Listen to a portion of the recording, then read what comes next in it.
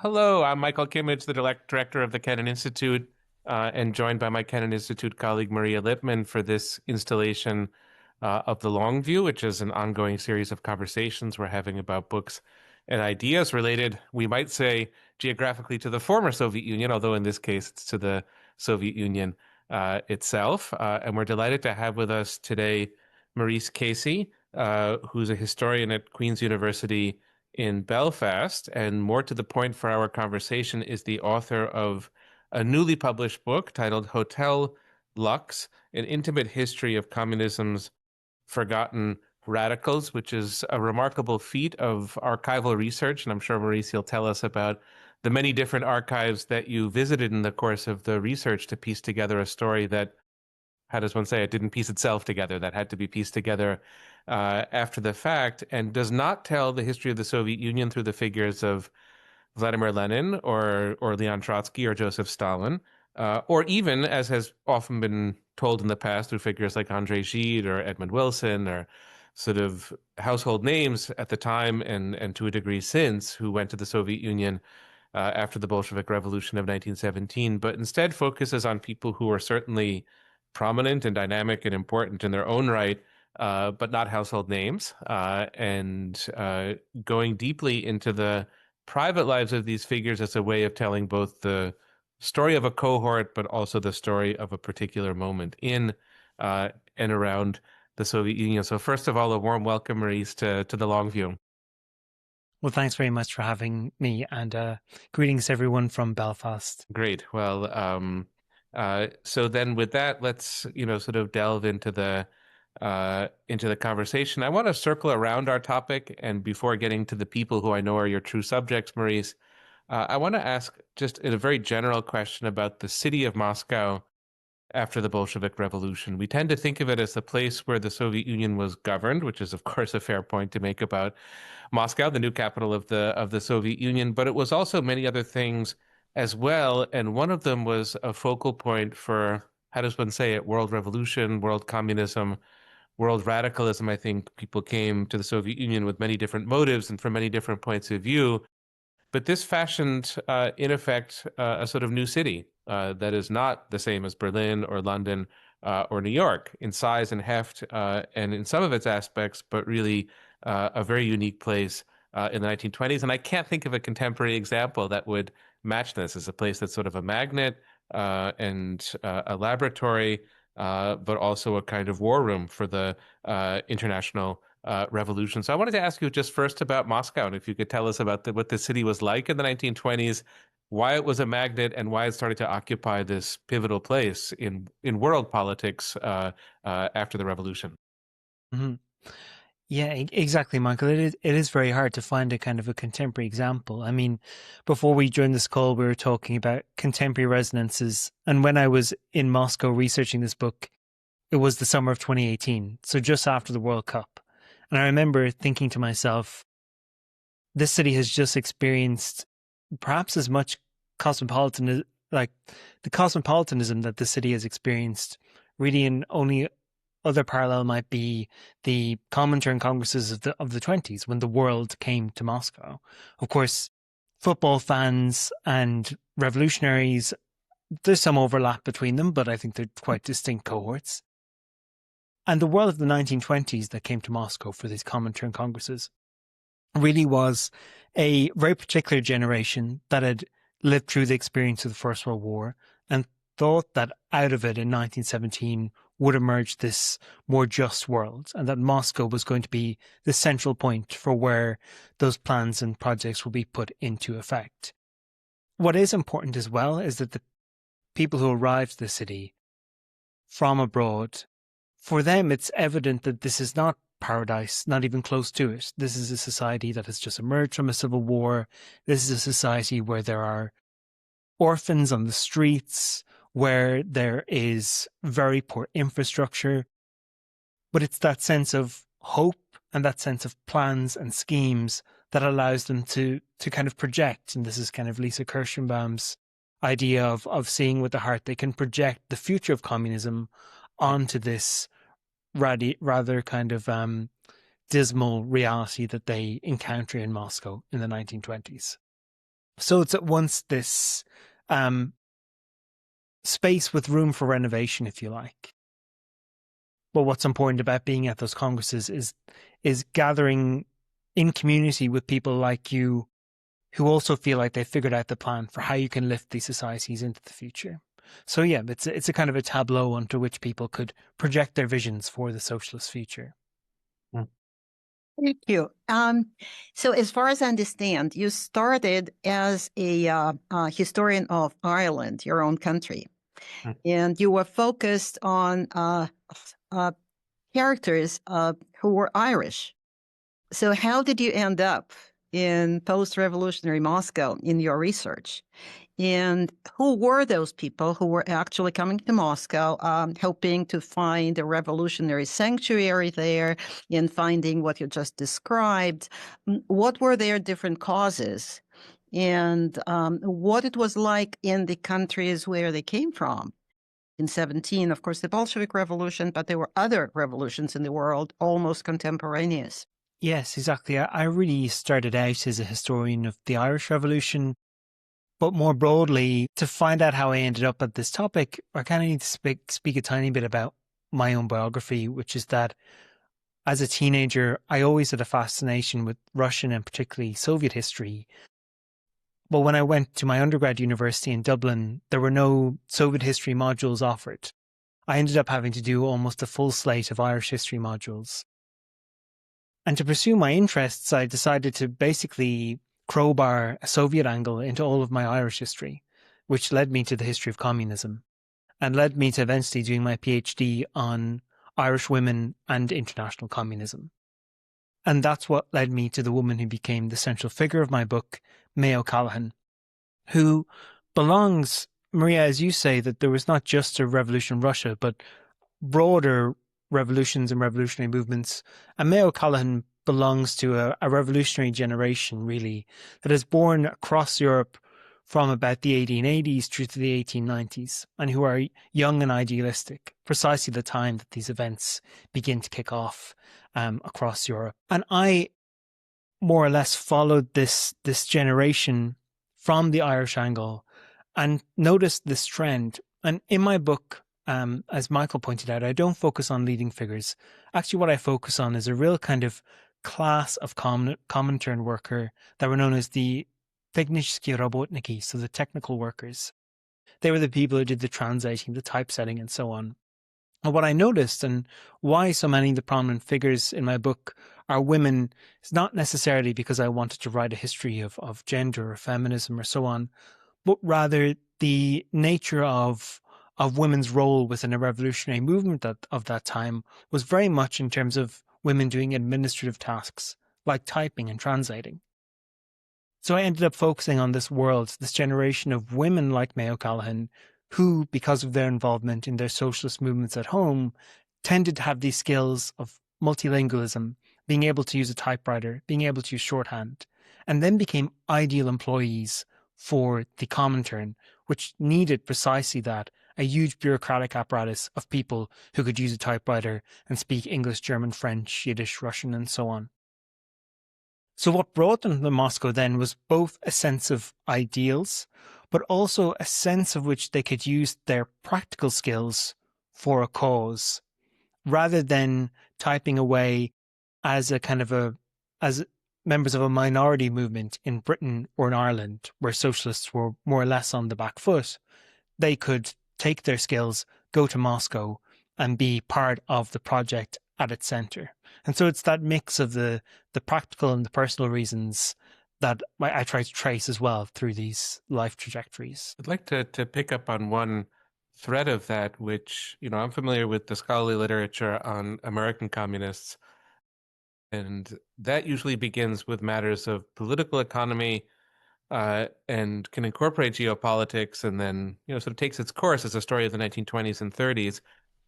What I found eye-opening about the story that you tell is that May O'Callaghan and several of your other protagonists first meet the Irish Revolution in the background, but there's also, I don't know exactly how to describe it, it's not the women's revolution, that's not the right phrase, but there is a kind of feminist revolution that's happening, that's a revolution of thought, but also of activism. And it's sort of there in the city of London that your group first kind of coalesces and comes together as a group. So I wanted to ask you about that as well. You have the Irish Revolution as one tributary that opens one radical door, but then there's a re-questioning of gender and the relationship of men and women, which seems to me, I think, opens another revolutionary door. And we'll get to the Soviet door soon enough, but to focus in on this particular thread of the story, to me, it's just so interesting. Mm-hmm. Yeah, so May O'Callaghan and two of the other core characters in the book, Nellie Cohen and Rose Cohen, who are sisters, those three women meet and become friends in East London during the First World War as members of the East London Federation of Suffragettes. So suffrage is one of these tributaries into this movement. And again, Julia Mickenberg has done work on this in the American context, where there was a feminist interest in the Soviet project.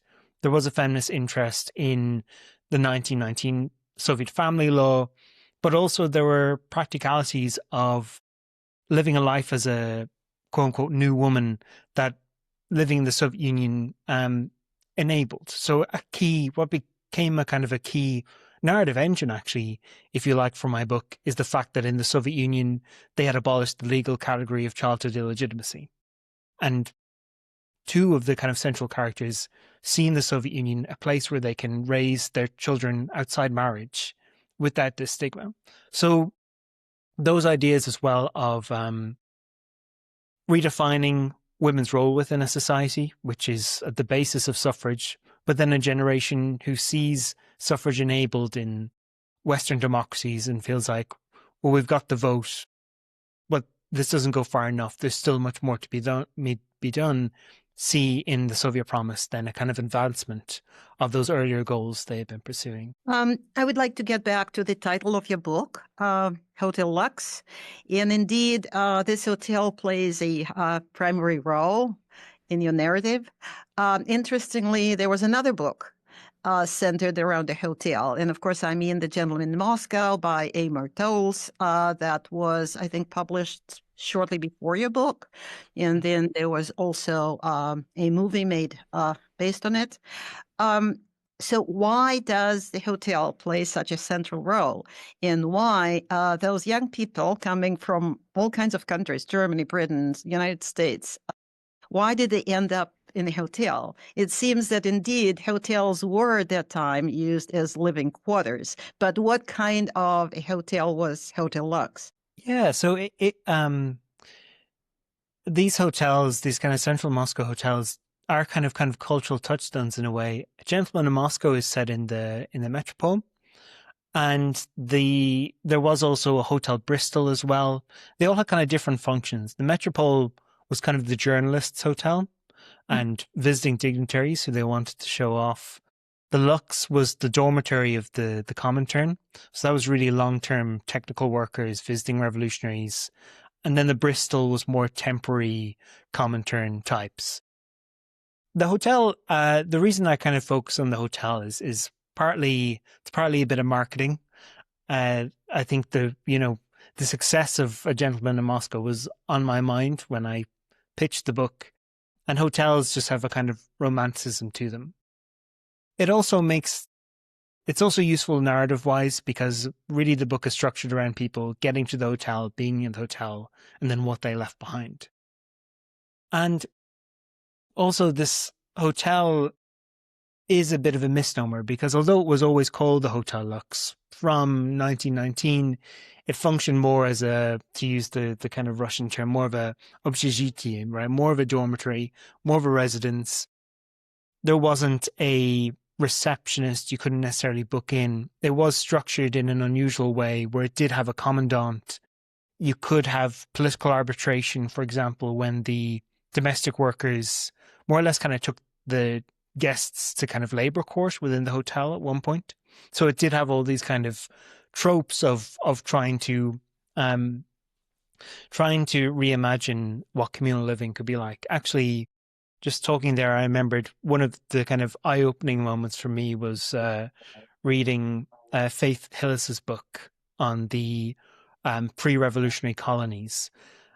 And that made me see that actually the Lux was the Bolsheviks, in a way, recreating these hothouse small colonies like they had in exile in Switzerland or in London, and confining it to one hotel and running their foreign guests through the gamut of that exile experience. If we could delve a bit further into the hotel itself, I mean, there are kind of different chapters as you describe it in the life of this hotel, and of course, like different standards of how full the hotel is, and sort of how it's run, and what kind of a place it is. But I want to ask now about sort of the best chapters as your protagonist experienced them, because your story does have its share of darkness, but there is an extended period where it's a very exciting place for them to be. And there's the gratification of the Comintern work on the one hand, but there's also a kind of,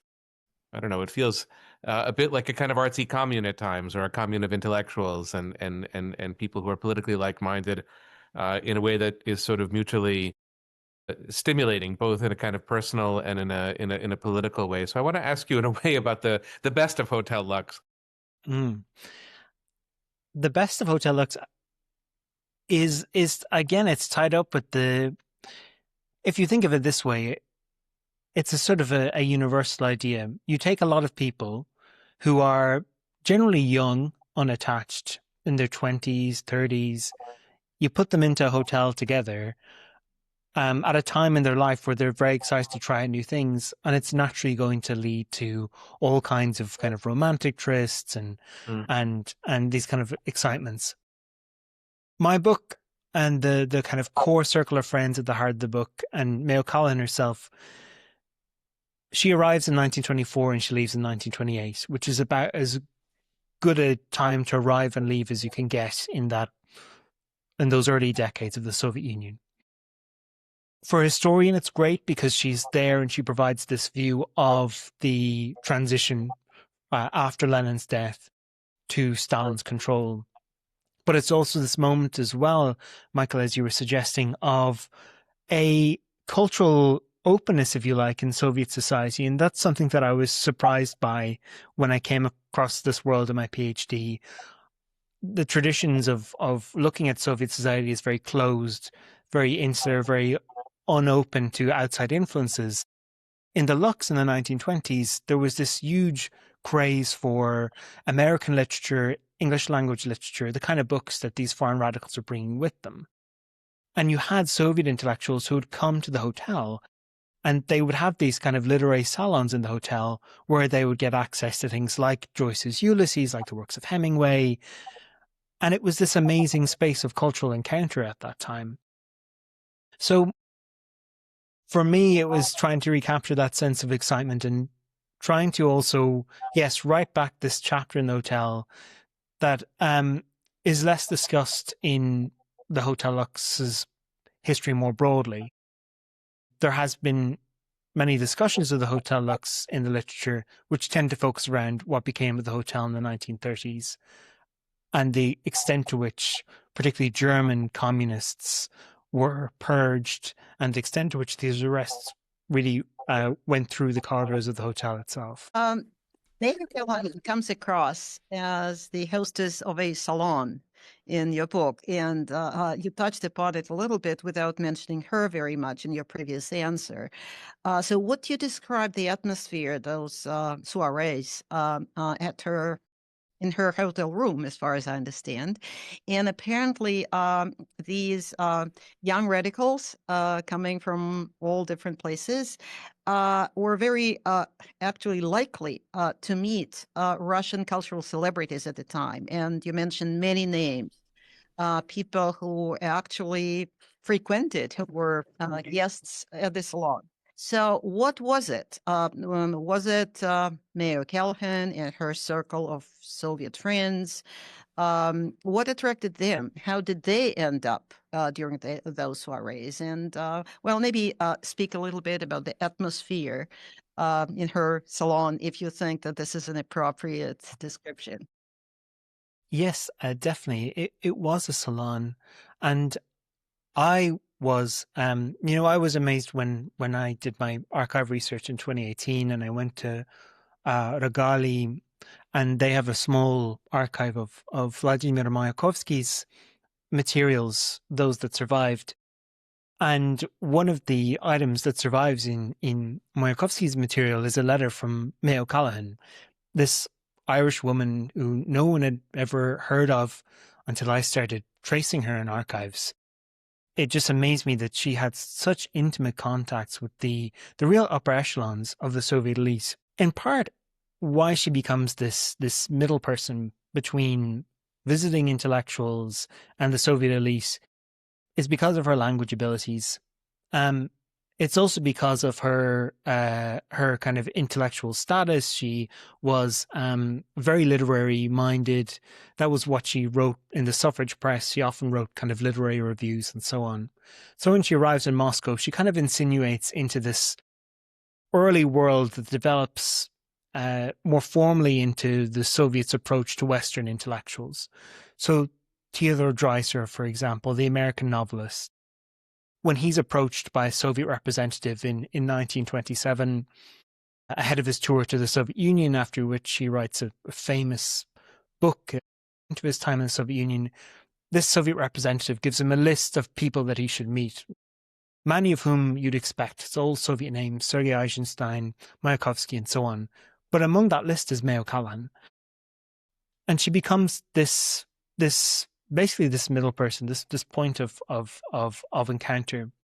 And in her room, you have the likes of Joseph Freeman, who'd later become a key figure in Communist Party US cultural politics.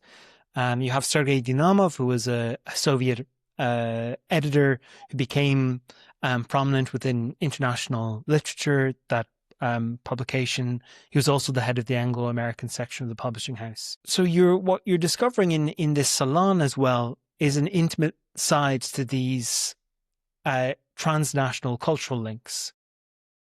So the Irish novelist Liam O'Flaherty, for example, he becomes translated into Russian literature, which you could chart as a kind of bureaucratic link between Liam O'Flaherty and the Anglo-American publishing section of the publishing house in the Soviet Union, but really is mediated by these intimate connections at one level between May O'Callaghan, who's a friend of Liam O'Flaherty, and the other through Sergei Dinamov, who's a friend of May O'Callaghan.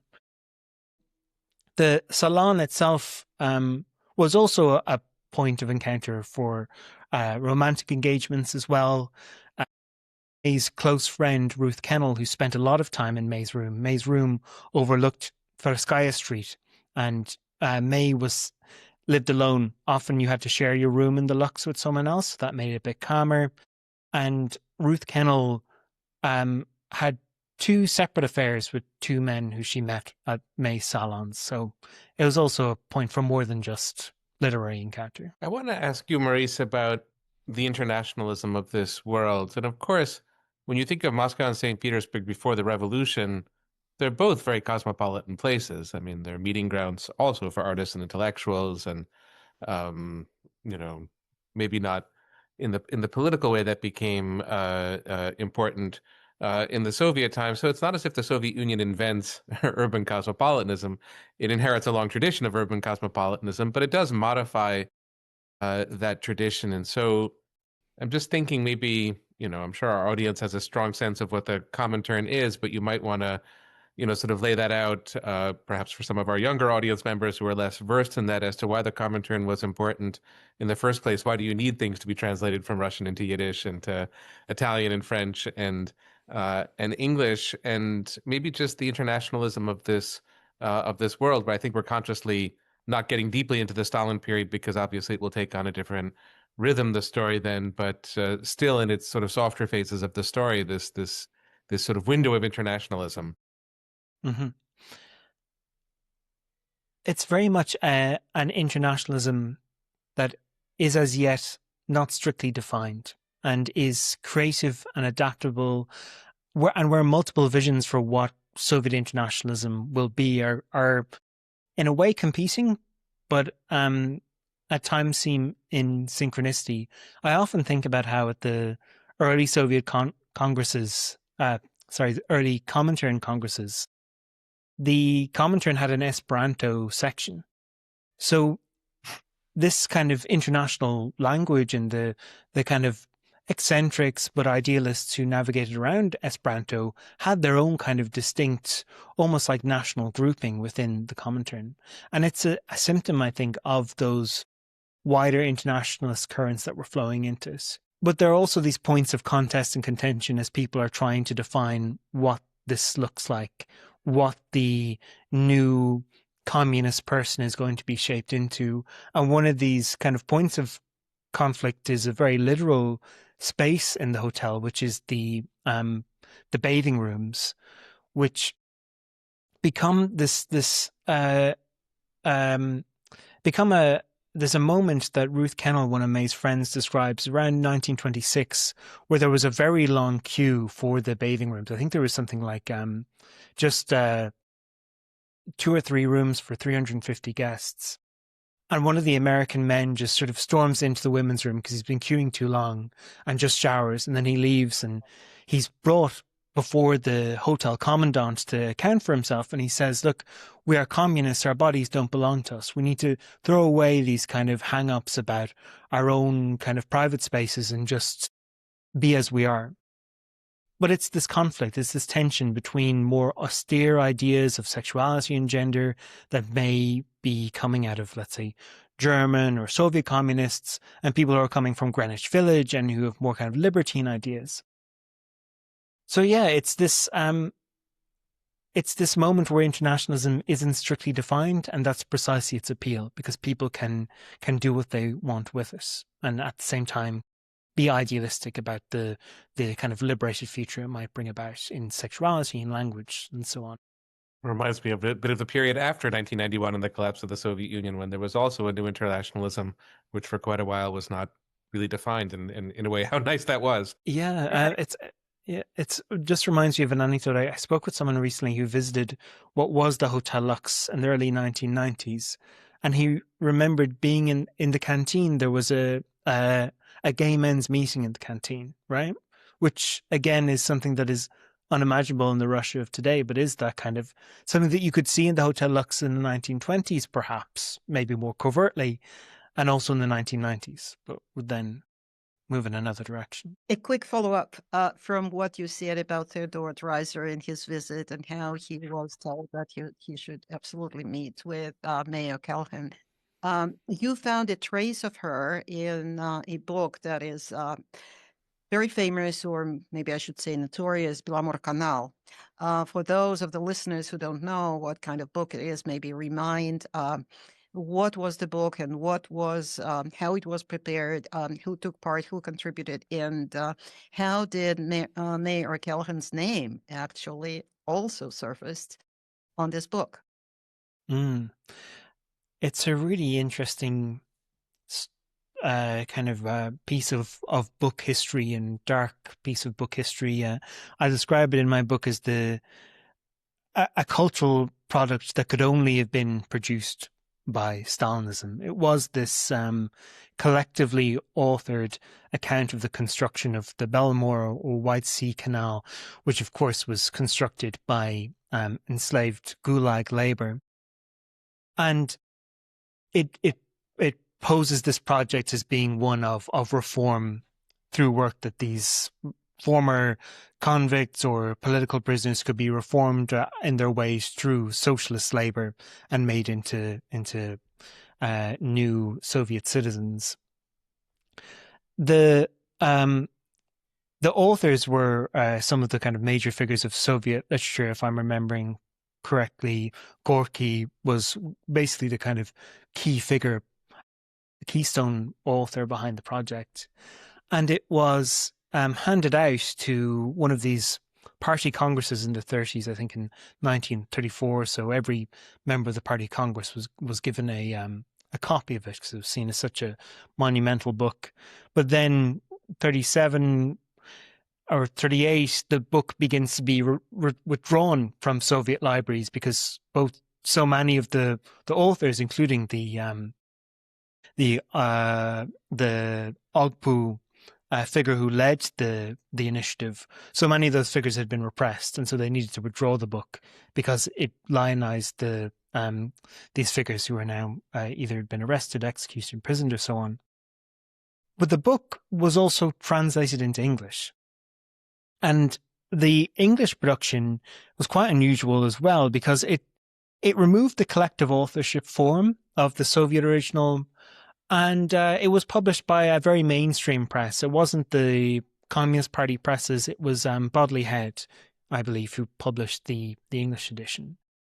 But when I found it in the library when I was doing my PhD, there was this note at the beginning. It's kind of an acknowledgement, but it has its own page, and it just says, "Thank you to May O'Callaghan for gathering together the texts for this volume." So she was obviously the person who gathered the Soviet stuff together for it then to be sent on to translation. And it's this moment in the book, and there's a sort of it occurs chronologically at a strange point in May's life, because she leaves the Soviet Union in 1928 and she never returns. She never returns because she's effectively blacklisted as a Trotskyist. And I never found any other evidence or any other paper trail of May's involvement with this Bella Moore book, aside from that note thanking her. And it's a mystery for me what her motives were at that point in her life, whether she wanted to re-ingratiate herself with Soviet authorities, whether she truly believed in this project, whether she just wanted money in hard times. But it's one of these kind of moments I use in the book to tease out these questions of complicity and knowledge and understandings and justifications of wide-scale projects of state violence. I'm delighted to see that there are some questions already in the Q&A function of the webinar, and we'll invite our audience at this point to submit as many questions as they wish, and we'll get to them, I think, in about 15, 20 minutes. It seems to me in your narrative that, by the late 1920s, there's a new note of fear in Hotel Lux because the political climate has changed and people are no longer quite as open with each other. And you sort of mention, the phenomenon of Trotskyism as a stigmatized phenomenon. And then in 1933, you have, Hitler coming to power in Germany. And that, of course, raises the temperature all across Europe in terms of politics, ideology, geopolitics, all of that. It's becoming a much more fraught moment, clearly. So between 1928 and 1933, it becomes a new Hotel Lux, and your story takes on a new quality, clearly a kind of darker quality in terms of fear, anxiety, and worry becoming a more prominent part of this once relatively carefree international radical world. Yes, and something that struck me during the research was the early onset, let's say, of some of those notes of paranoia. There's one correspondence that I quote from in the book that I found in Stanford in the Hoover Institution. And so it's letters from Elise Saborovsky, known as Sabo, who was a loyal Comintern worker, German, and a member of the German Communist Party. And she's writing these letters to Joseph Freeman, who she met, befriended, and fell in love with in the Hotel Lux. And she's writing these letters between 1927 and 1929. And there's two themes to the letters. There's one, an unrequited love story. She's more or less telling him directly that she loves him. But the second theme is her trepidation about Stalin's rise in the Soviet Union and what that will mean for the future of the international communist movement. But what's notable is that she refers to Stalin obliquely, and she refers to her fears in self-censored terms when she's writing from New York and from Berlin. And it struck me that someone would be so cautious already, to already guard themselves about what they say. But as you say, this atmosphere of paranoia creeps quite quickly into the hotel itself. And 33 is a turning point, of course, and it's reflected in the hotel. It's reflected almost structurally. A year before the Nazi rise to power, they added a floor to the hotel. Again, they were constantly trying to push back against the housing shortage, and no sooner had they gotten some temporary relief with this added floor than 33 comes, and suddenly the house is flooded with German communist refugees, and so it's packed out once more. The hotel then from 33 onwards really becomes dominated by that German contingent and that history of those German residents, and they fare poorly in the purges that come in 37.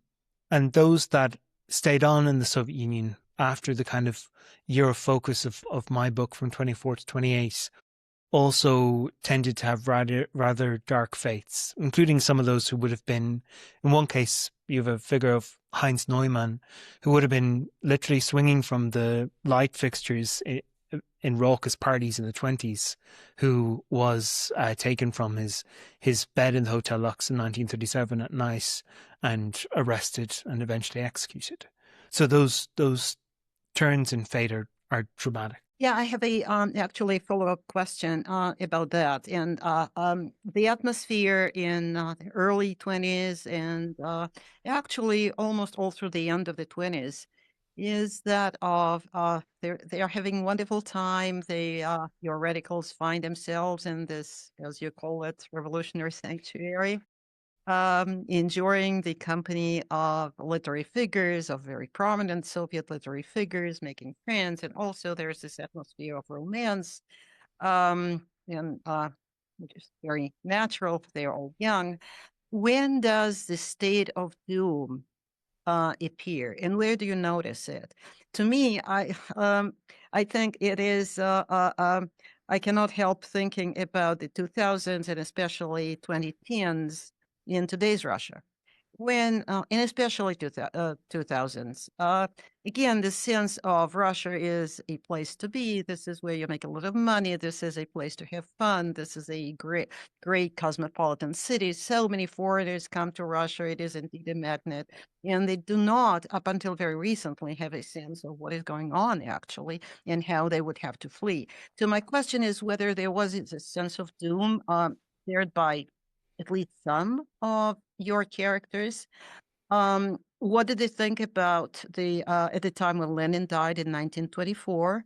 What did they think about Stalin's ascent as eventually the most important person? And actually, did every one of your participants, of your characters, manage to leave, to escape before the regime began actually exterminating members of Comintern and those related to it? And of course, many of them, those who were able to escape, learned about people who they knew being executed. So who had this sense of doom and who was probably warning others that this is the time to leave? It's a question that in a way needs to be answered with each individual biography, because these moments of realization, if they come at different points, and people have different rationalizing mechanisms for delaying them as well. So I'll focus in on kind of three people interconnected and how they understood what had come, because so Rose and Nellie Cohen, two sisters who feature in the book, both born in London into East London Jewish families. They, Rose is the first to go to the hotel. She moves into the Lux in 1923. She becomes a quite prominent figure in the British Communist Party, and then in 28 she marries a high-ranking Bolshevik figure, David Petrovsky, and she moves back into the hotel. Her sister, meanwhile, remained kind of in the worlds of British communism, eventually marrying a man called Hugo Rathbone, who had lived in room 349 of the hotel, and he had been in love with Rose. Rose rebuffed him. He returned to Britain and he married her sister. So Nellie and Hugo remain in Britain through the 1930s, writing to Rose in Soviet Union. And then in 1937, David Petrovsky is arrested and Rose is arrested in August of 1937. Both of them are executed in 37. I often struggle to kind of get a sense of how Nellie understood the disappearance of her sister in 1937. When I traced Nellie's archive, I found lots of old Communist Party membership cards from the 1970s, and a very unusual note of when Hugo, her husband, left the party. He resigned from the party in 1937, the British Communist Party, and he rejoined in 1956, which is a very strange leaving and rejoining period. But what I also found later in another aspect of Nellie's archive was a whole scrapbook she had kept of reports of her sister's arrest in the UK press. And in a way, it was kind of Nellie's memorial to her sister. And I felt, in a sense, a way within her own archive to recognise what had happened. Even though all of her life she remained within communist circles, her husband remained a communist, if not always a member. And for me, these moments of revelation and realisation of rejection are always tied up with the intimate bonds and what people are able to sacrifice, because leaving the Communist Party for these people was not just a formal resignation of a membership, but often meant discarding an entire social world. And so for Nellie to be more public about it, what happened to her sister, would have been difficult for her to navigate British communism if she was outspoken about it. And so you can judge these people in various ways and consider them as being supine and unwilling to speak out. But the stakes for them were quite large, or at least they felt it large. And there was much more for them to lose, they felt, socially, by coming to these recognitions. But it hits at different points for different people. And some people, some of the figures in the book, I mean, one of the central figures in the book, Emmy Leonhard, she leaves behind Soviet communism really in 1926. But again, I use her as an example to show how she was a lifelong friend until the 1970s with Nellie and May, nominally still Soviet aligned. So these intimate bonds of people who leave and stay can also expand beyond people's departures and people's ideological divergences. At the intimate level of friendship and love, these things are always messy.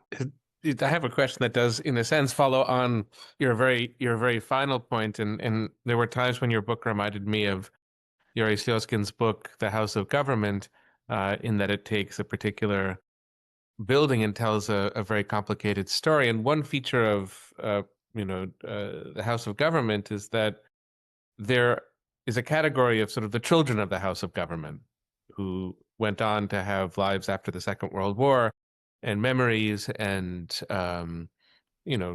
wrote about things, sometimes in fiction, sometimes in non-fiction ways.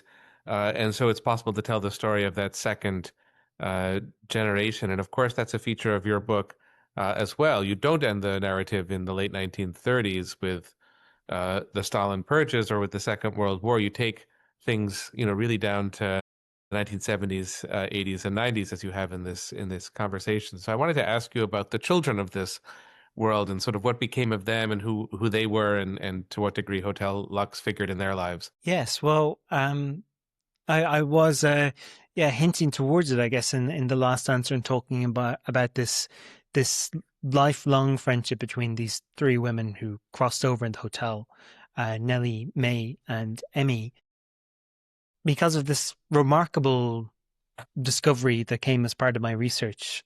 Because I focused on obscure figures, none of the core figures had a personal papers in a conventional archive. Joseph Freeman, Ruth Kennel did have personal papers in the US, but the kind of core women, May, Nellie, Emmy, and Rose, did not. And so I became intent on tracing their living descendants, family members, and so on.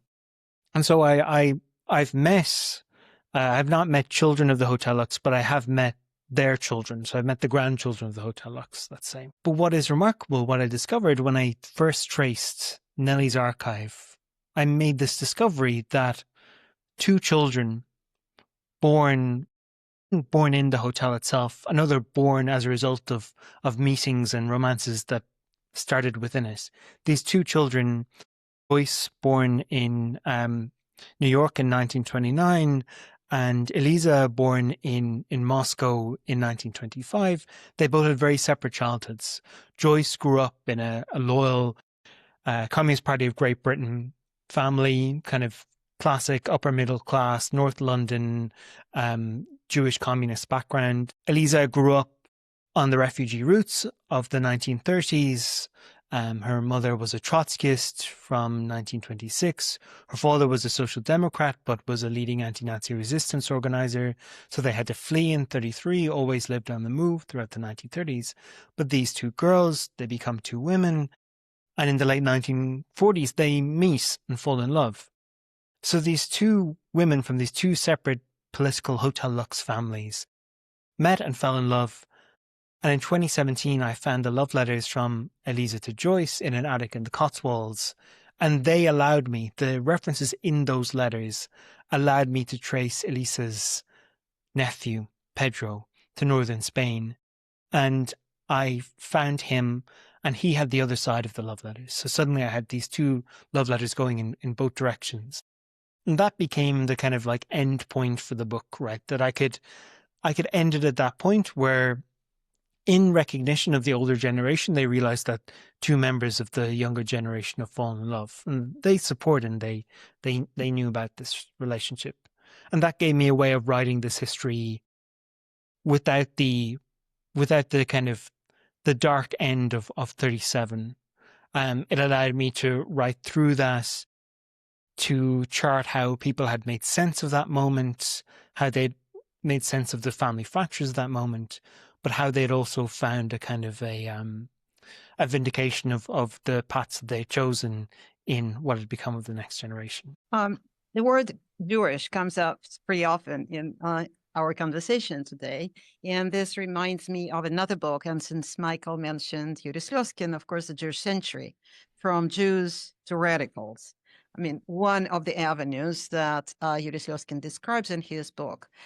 So to what extent Jewishness was actually an issue for your characters, for those among them who were Jewish? And you mentioned those who were coming from Eastern London in Jewish quarters, apparently, or Jewish milieu there.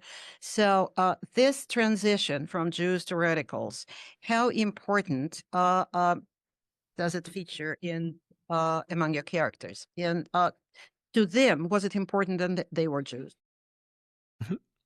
Absolutely. I think that there's on one level, because the majority of my characters are Jewish or Irish, and there is this kind of glue in their personal experiences, which is the notion of diaspora, which both connects them in a geographical level, right? East London becomes a place where an Irish person like May, could meet two Jewish sisters like Nellie and Rose, because that's where the immigrants end up.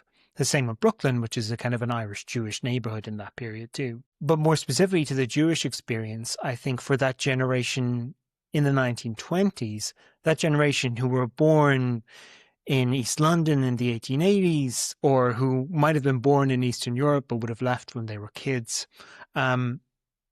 it's a kind of an unexpected ancestral return. This idea that the lands that their parents, in many cases, fled because of anti-Semitic prejudices, because of anti-Semitic violence, these lands might be a place where they could return to, not just return, but return to the actual seat of power, to the throne room of the czars, the children of the outcasts. And there's this one moment that I included in the book because I found it so quite kind of moving when I came across it in the archive. And it's this description by Joseph Freeman, who was really a New Yorker, but had left Ukraine at the age of 7. He describes being in the among the kind of translation groups in the Kremlin Palace during one of the Comintern debates, and he saw the son of a friend of his, a 7-year-old boy, playing in the former throne room of the Tsars, another Jewish boy, and it reminded him of being a Jewish boy in Ukraine. And he started crying in that moment because he realized how the fortunes had turned, that his family had had to flee the pogroms, and now he was in the Kremlin Palace as part of this kind of the new liberators, the new rulers of this world. So it becomes both a kind of a vindicating story of return to travel to Moscow in the 1920s for many of these Jewish characters. Well, Maurice, I think the time is upon us to ask some of the audience's questions. So let me start there, and please feel free to send more in if they occur to you. The first, maybe a natural question from a U.S. audience, is about John Reed and whether John Reed played any role in your story, the American radical played by Warren Beatty in the film Reds, among other things. I would say plays an intellectual role in that. As a very impressionable 13-year-old, I watched Reds, and that was really one of my key catalysts for becoming interested in Soviet history. Sometimes I joke that my book is Reds 2, because it doesn't. There are a few kind of overlapping characters, not the central ones, not Louise Bryant or John Reed. Reed was in the walls of the Kremlin by the time any of my figures arrived. But there were some kind of background figures that did come into were still in the Hotel Lux at that point, who were veterans of Reed's time. But he's not a figure, but that world and the world that he inspired was an intellectual influence for my characters and for me. So we turn now to the next question from our audience. What was the profile of the German communists who survived the purges, and what if anything did they have in common? Well, for the ones that I looked at, what they had in common was that they left on time. I'm not an expert on the German Communist Party in that time, but what tend to be, you needed good survival instincts, but also you needed an element of fortune and luck, because a lot of what we can kind of see from the arrests is that there's a lot of arbitrariness in who was arrested and why. The figures who survived, I mean, in a sense, you can say, and I think Katja Heuer makes this point in her book on East Germany. In a sense, the Politburo of the early East German states is formed in the Hotel Lux. It's formed by the German communist survivors of the purges, who then return to rule East Germany. And I think, again, you'd kind of need to go into those individual biographies to understand their survival tactics. There's been some interesting work recently on comparative biographies of German communists who remained behind in the resistance and those who went into exile in the Soviet Union, and the different conflicts that came between them when they came to rule East Germany post-war, and those kind of two different stories of survival that came into play. But it's not... I couldn't give you a more definite answer into why precise people survived and others didn't. Just note that we had an earlier Longview conversation about a book on German prisoners of war in the Soviet Union, and various German education, or rather Soviet education, re-education tactics that were employed during the Second World War and then sort of projected onto East Germany after 1945. So it's another book that traces those intersecting sort of German-Soviet storylines. To go to yet another question from our audience, this is a very general one and a very interesting one. Do you think that the growing repression in the USSR in the 1930s was intrinsic to the system, or did external efforts to undermine the new USSR contribute to its trajectory? There's a career in that question, not just an answer. My own understanding of it is that there is an element of an intrinsic kind of character to the repression. I think if we look at, well, for one, it's an expanded form of what the Russian communist movement, or the communist movement in the Russian Empire, earlier the social democratic movement, let's say, of what it was doing before coming to power, in terms of these elements of self-criticism, of purging within its ranks, of democratic centralism and removing these kind of ideological deviations, it's an enhanced version of that, let's say, where you add the violence of a police state to those ideological pushes towards purification, чистка, purging, in the Soviet sense. So there's a ideological kind of justification of it, which then dovetails with certain Stalinist prerogatives towards literally kind of fulfilling quotas and so on, that caused the terror to sort of spiral and bring in all other different sectors of society. I've only looked at one actual interrogation protocol myself, but those are quite chilling and instructive documents to look at in terms of how the state rationalizes what it's doing, how the interrogators rationalize what they're doing, and how the victims, those who are being interrogated, attempt to tell a story about their own imprisonment against the backdrop of this ideology. And that folder that I looked at is an interrogation protocol was of an Irish communist, Patrick Breslin.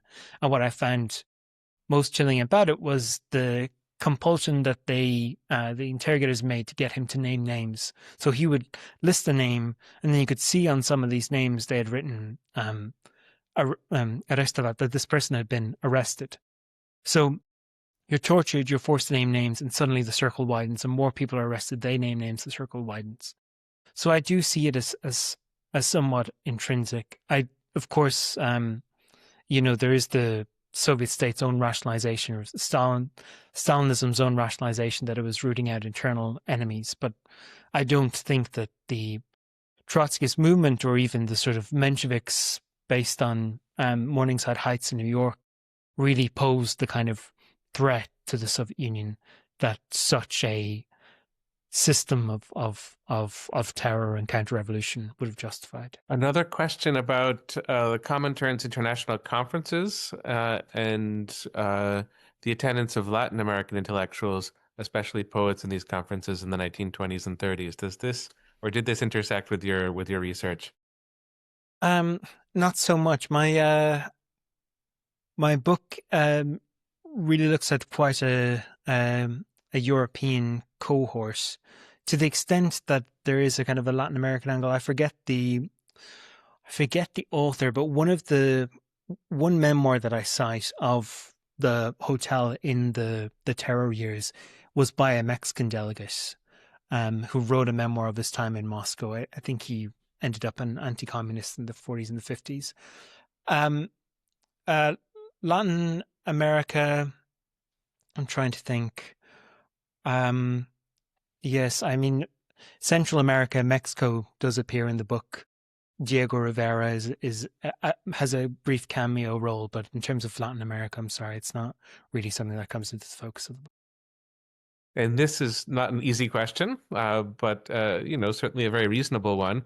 What lessons can you draw from your book for the present moment? It seems to me like you could take this answer in so many different directions. Yeah.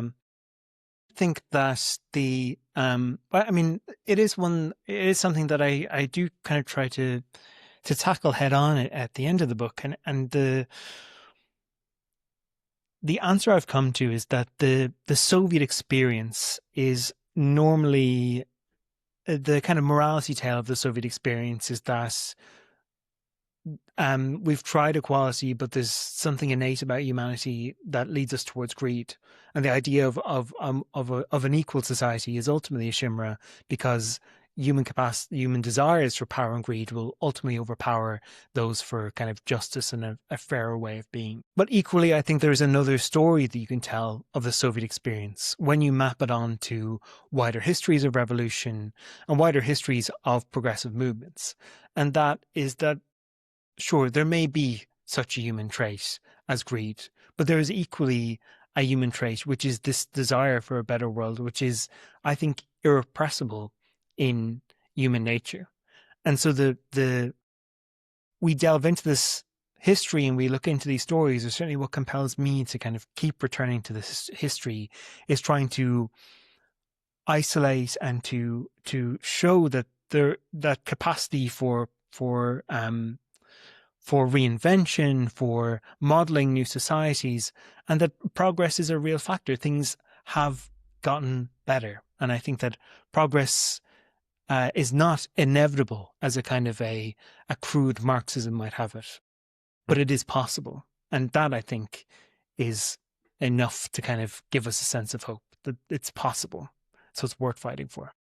So Maurice, I have one final question, and Maria may as well have a final question. And mine is not about high politics or crude Marxism or sophisticated Marxism, but it's about archival research. And so we've moved into an age, and I'm thinking especially now of graduate students and undergraduates, where the digital is triumphant.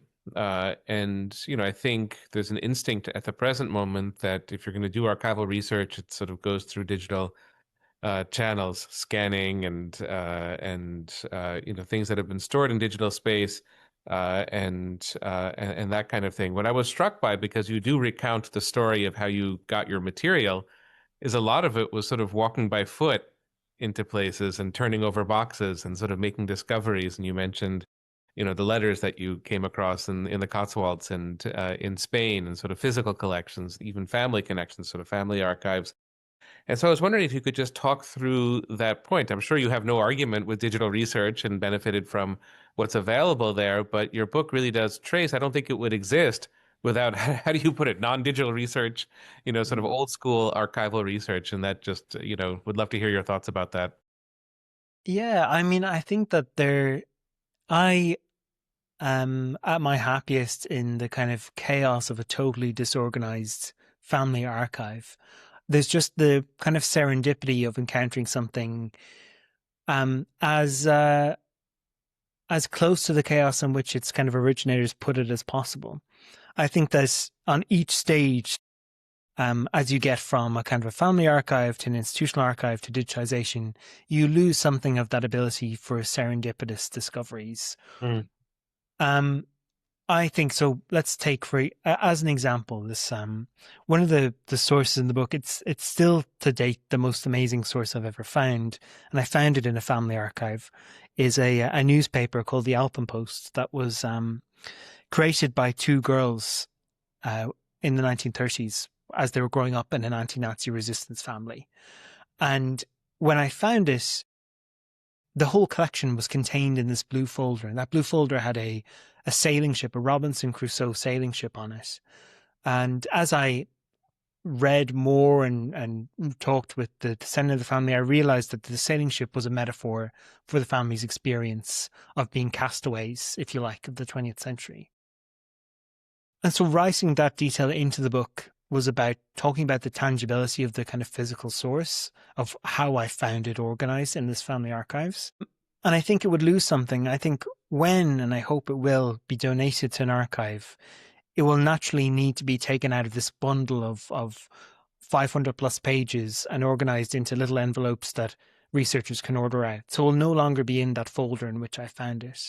And if it's digitized, the most likely way you'll encounter it is through keyword searching. And you might find what you're looking for, a mention of Simone Weil or Stalin or Trotsky or whoever. But what you're not getting is the item in context, right? You're not getting the fact that these girls pressed dried flowers between the pages, or that they would write a little crossword. And what does it say about the fact that they sent this newspaper to their father and he was always too busy to finish the crossword? It's that there's something about the original source that you can't quite get. And equally, I'm very happy that I don't need to read every issue of whatever, the Daily Mirror, the Daily Express, to find one mention of Mayo Callahan. But I think if there's a key source to your work, it's worth, or a key newspaper, it's worth leafing over page by page if you can. My last question also has to do with your archival discoveries.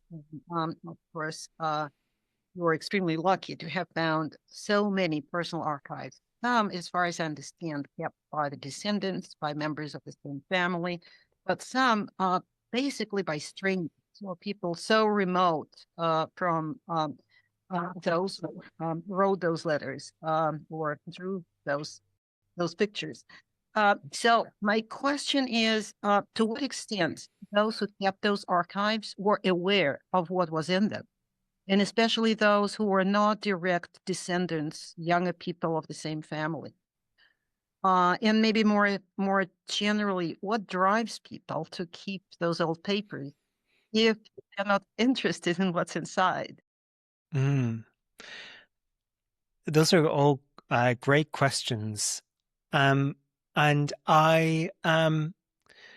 so one of the kind of key archives is one of the key archives was kept in the attic of someone who's not a direct descendant. She was a goddaughter of someone who features in the book. And she had told me quite frankly that she had thrown a lot of stuff away. And but one of the kind of key boxes that she had kept, which was really important to me, was a box of love letters that I mentioned earlier. And when I asked her why she had kept those when she'd openly thrown everything else in a skip, she just told me that she found them very moving. And she couldn't be she just felt that it would be wrong for her to throw them away. Even though she knew that they'd been written to her godmother, she had no idea who was the woman who'd written them. So there's that kind of human connection between the source and the person that I think compels people to keep it. In some cases, there's a kind of a hoarding mentality. There's just people who meant to throw stuff away that never got around to it. There's, as you say, just moments of fortune and luck that I have had in terms of what has survived. Even now, I discovered this too late to put it in the book, but and this goes to your question of do people even realize what they have? But someone who I'd been in touch with throughout the research process, Greg, who'd given me great material and had found lots of material in his own family archive. He was a great nephew of two figures from the book, Rose and Nellie. A few months after the book came out, he told me that he's found a box of material related to Rose, including letters addressed Hotel Lux, Tverskaya Ulitsa, Moscow. And I was amazed. And he told me that he thought that they were related to his other Aunt Rose, who didn't live quite such an interesting life, so he just never opened the box. So there's all this kind of contingency into what gets found, when it gets found, who inherits it, and who bothers to kind of advertise that they have it, but also when a historian comes along to go in search of it. And I'm lucky to be born at the right time as well. Maybe if I was born 10, 20 years later, this material may no longer exist. And so it's all contingency, it's all luck. And I think as well that getting to Moscow in 2018 as well, of course, was luck and fortune. Well, hoarders usually have mixed reputations in the families that they live in, but for historians, they're just fantastic and crucial beneficiaries of people who come after. Maurice, we've reached the end of our time. Let me just mention the title of the book again, Hotel Lux, An Intimate History of Communism's Forgotten Radicals, a very remarkable book that does many, many new things with a subject that's familiar, but I think really redefined by your book. And thank you so much for joining us, Maurice, today on a long view conversation. Thanks so much. I really enjoyed it. Speak to you all again. And thank you for the questions and for everyone who joined.